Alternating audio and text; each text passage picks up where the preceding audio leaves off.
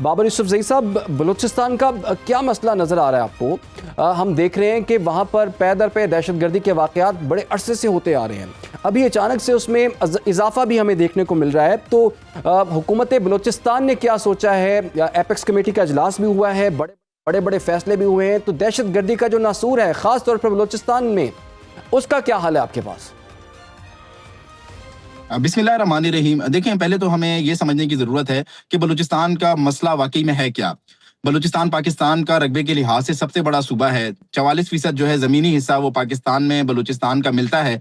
और इसके साथ साथ हमारे साथ दो मुल्कों के बॉर्डर लगते हैं जिनका जो 2100 से ज़ायद किलोमीटर के रकबे पर मुहित है। 1260 किलोमीटर से ज़ायद रकबे पर अफगानिस्तान का बॉर्डर और 900 से ज़ायद किलोमीटर के रकबे पर ईरान का बॉर्डर मौजूद है।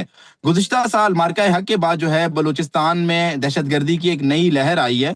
और ये जो लहर है ये स्पॉन्सर्ड टेररिज्म है, स्पॉन्सर्ड दहशतगर्दी है। इसे भारत जो है स्पॉन्सर कर रहा है। भारत को जिस तरीके से मार्का हक में शिकस्त हुई, अब वो अपनी हजीमत छुपाने के लिए, अपनी शिकस्त छुपाने के लिए उसने अपनी प्रॉक्सीज को ये टास्क दिया है कि आपने जाकर बलूचिस्तान के अमन को सबूताज करना है, बलूचिस्तान में दहशतगर्दी करनी है।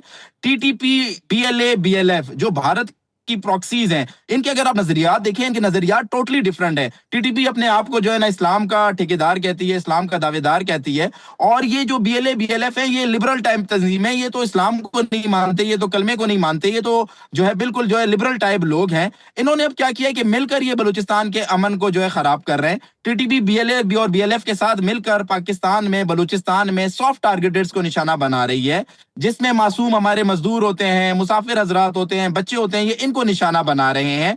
दूसरी जो सबसे अहम वजह है पाकिस्तान का जिस तरीके से एक उभरता हुआ इमेज है। पाकिस्तान ने अल्हम्दुलिल्लाह जिस तरह अमेरिका ईरान कॉन्फ्लिक्ट में अपना किरदार अदा किया है, दुनिया को ये पैगाम दिया है कि पाकिस्तान अमन चाहता है, तरक्की चाहता है, मोहब्बत चाहता है, प्यार चाहता है। ये चीज हमारे दुश्मन से हजम नहीं हो रही। जिस तरीके से भारत आइसोलेट हुआ है दुनिया में, इसराइल जो एक्सपोज हुआ है, अब अफगानिस्तान की मदद से, इंडिया और इसराइल अफगानिस्तान की सपोर्ट से, अफगानिस्तान सबसे बड़ा इनका मेन फैसिलिटेटर है, ये दहशतगर्दों को पाकिस्तान जो है इंपोर्ट करते हैं और ये दहशतगर्द आकर यहाँ पर दहशतगर्दी करते हैं। बलूचिस्तान में सियासी कोई मसला नहीं है, गवर्नेंस का कोई इशू नहीं है। अवाम को अपनी सिक्योरिटी फोर्सेस पर, अपनी बलूचिस्तान हुकूमत पर पूरा एतमाद है। हम अवाम की फलाह बहबूद के लिए मुख्तलिफ मंसूबे ला रहे हैं। अवाम को हमारी गवर्नमेंट वजीर आला बलूचिस्तान मीर सरफराज बुगटी की क़यादत में डिलीवर कर रही है, परफॉर्म कर रही है। बलूचिस्तान का मसला सियासी मसला नहीं है।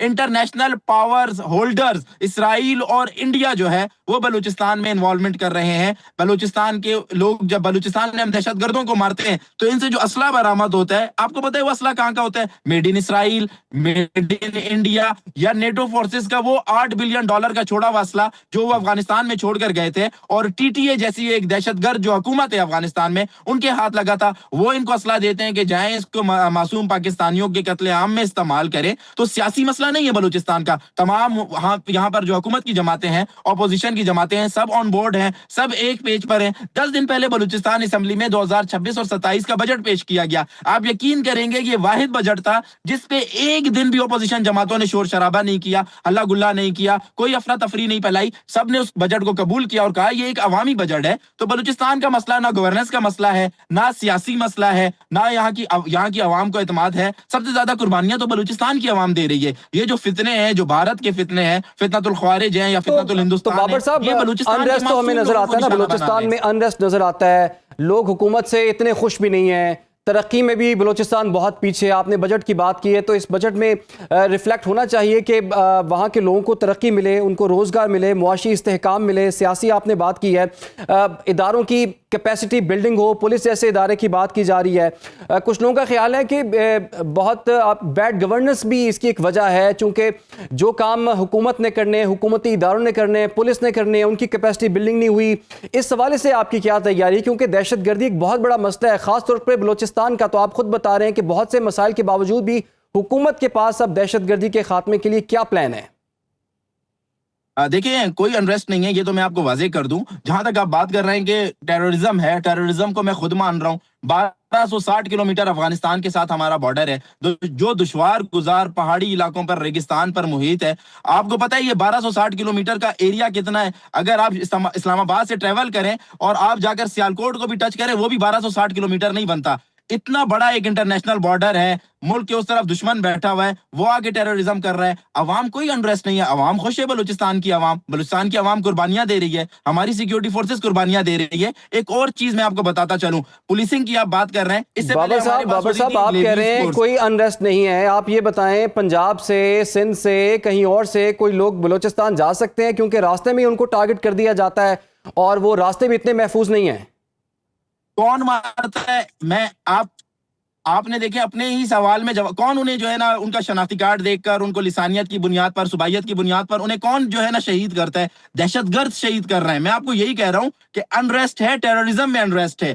گورنمنٹ سے لوگوں کو کمپلین نہیں ہے, گورنمنٹ ڈیلیور کر رہی ہے, پرفارم کر رہی ہے. ہم یوتھ انگیجمنٹس کے پروگرام لا رہے ہیں, ہم وومن امپاور کر رہے ہیں. سر وہ تو ٹھیک ہے, لیکن وہاں کے لوگوں کی حفاظت بھی تو حکومت ہی کی ذمہ داری ہے نا, آپ ہی کی ذمہ داری ہے. لیکن یہ دہشت گرد ہیں, دہشت گردوں کی وجہ سے ہماری ذمہ داری ہے, اور ہم اس ذمہ داری کو بالکل اپنی ذمہ داری سمجھتے بھی ہیں, اور یہ ہمارا فرض بھی ہے. ہم نے بلوچستان کی ایک ایک شخص کو, پاکستان کے ہر شہری کو بلوچستان میں سیکیور کرنا ہے. ہم روزانہ کی بنیاد پہ 28 جوان ہمارے پولیس کے, 26 نوجوان تھے ہمارے پولیس کے جو ہے نا کانسٹیبلز حضرات تھے, اور 2 ہمارے ایس ایچ اوز نے 5 دن پہلے قربانی دی ہے. کس لیے قربانی دی ہے؟ اس ملک کے لیے, صوبے کے لیے قربانی دی ہے. لیکن بلوچستان کا مسئلہ صرف بلوچستان کا مسئلہ نہیں ہے, یہ پورے پاکستان کا مسئلہ ہے. بالکل جی.